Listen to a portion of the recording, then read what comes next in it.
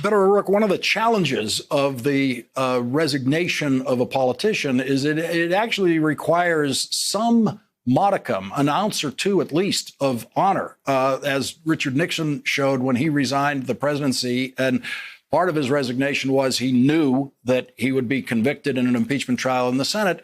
But another element of it, might be a very small element, was he didn't want to put the country through that. Where is the decency in Ted Cruz that would guide him toward resignation?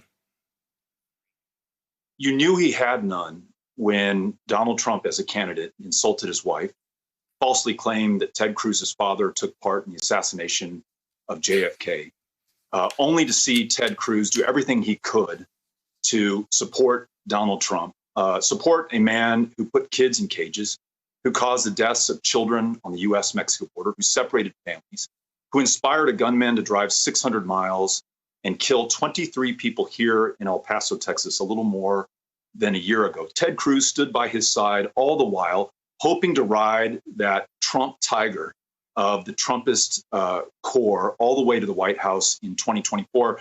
And I'm certain that that's what motivated him on the floor of the Senate on Wednesday to try to overturn this election. And he did so cynically, I think, hoping perhaps or knowing that his effort would be unsuccessful, but that he could claim credit with the Trump crowd to be able to do that. And again, if we fail to ensure consequences for that, we become complicit in these crimes. And this hole that they've blown open in our democracy, they'll walk right through it in a future election, maybe as soon as 2024.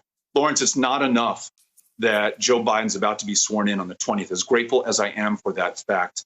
This coup is rolling right now in real time, and it is not over.